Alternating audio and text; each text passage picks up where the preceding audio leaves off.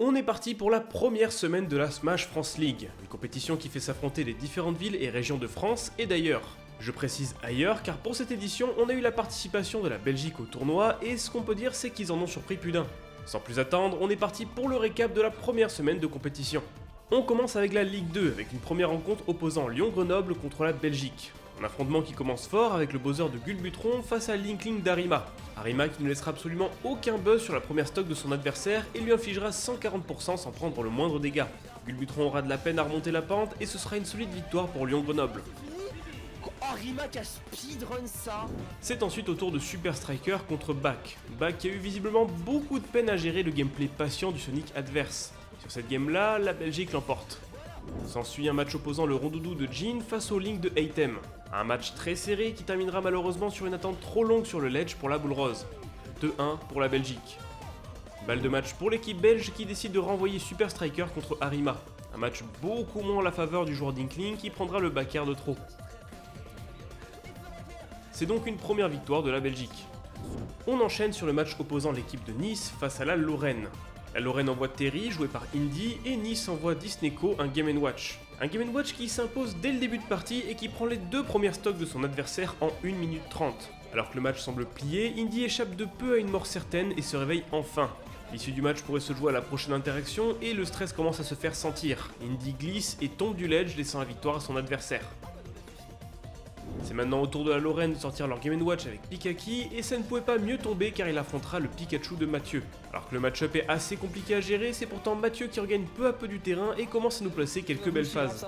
Qu'est-ce qu'on a voulu chier comme ça? Je connais pas la prédata mais sans pour nous ça peut pas être chier comme ça. Pikaki finit par manquer de patience et c'est sur une erreur d'inattention que Mathieu arrachera la stock de son adversaire. Pardon, excuse-moi, je m'excuse. Mais non! Oh le chou. Les matchs deviennent de plus en plus explosifs et c'est pas pour nous déplaire car c'est l'heure de sortir le Kazuya d'Axiro face au Falcon de Uxbo. Le match s'est déroulé sur Destination Finale qui est une map qui avantage énormément Kazuya. Sans trop grosse surprise, victoire pour la Lorraine.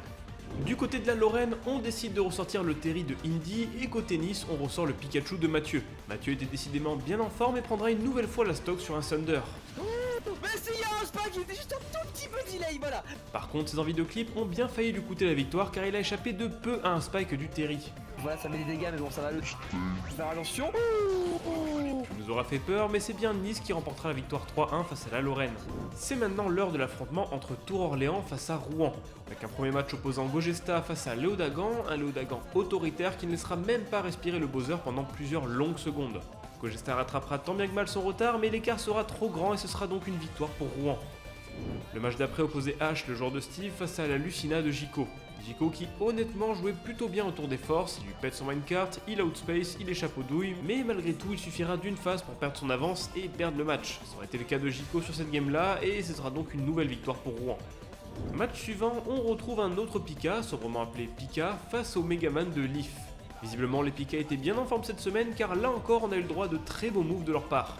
Leaf essaiera de garder le centre du terrain tout le long de la game mais sera obligé d'interagir face à un Pika qui ne laissera même pas le temps de poser son jeu. La game se conclut sur une nouvelle prise de risque de Pika qui manquera pas de faire saturer les micros des casters.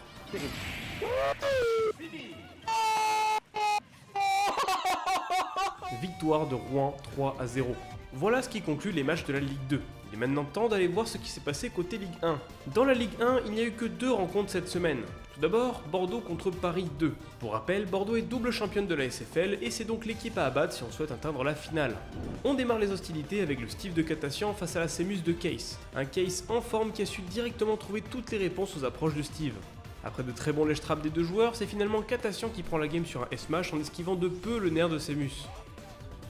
C'est maintenant au tour de Bordeaux de sortir sa Semus dans un match opposant Spectral contre Amine, un match tout en longueur où les projectiles ont fusé pendant 4 minutes entières. Le match se terminera pourtant sur le up smash de Migunner qui tape de criminellement loin et bien sûr un T-back de Amine.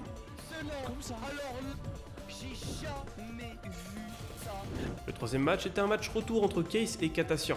Étonnamment, la map sélectionnée était Yoshi Story, une map qui est clairement pas en faveur de Steve contrairement à Samus. Le match se lance et c'est une nouvelle fois Katassian qui prendra le lead.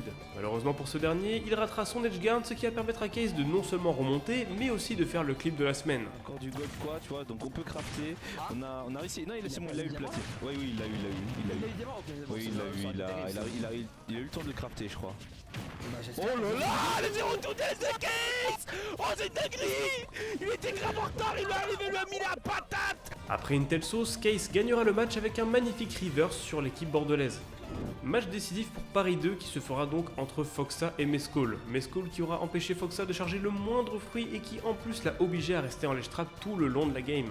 Foxa sauvera quand même l'honneur en prenant la stock de Mescall d'une manière inattendue, mais ce sera quand même une nouvelle victoire pour Paris 2. 3-1 face à Bordeaux. Le dernier affrontement de la semaine opposait la Bretagne face à Amiens-Lille.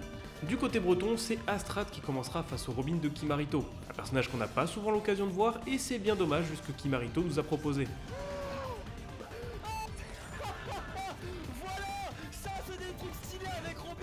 Ce dernier gagnera le match, permettant à Amiens-Lille de remporter leur premier point.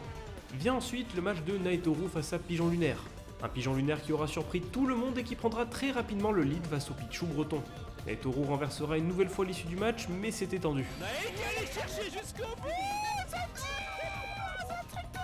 Premier point pour la Bretagne. C'est l'heure de sortir le NES de TSK face au Bowser de Poil aux Nours. Clairement un match à sens unique où le yo-yo a pris l'entièreté des stocks du Bowser qui galérait à éviter les edgeguards. Deuxième point pour la Bretagne. Potentiel dernier match de la semaine, on a eu l'occasion de revoir Kimarito face au Pichou de Naetoru. Un match qui commence très bien pour le joueur de Robin qui prend la première stock tout en reversant à l'edge trap. Naetoru va toutefois rapidement s'adapter et punir les options de panique de son adversaire de la meilleure manière possible.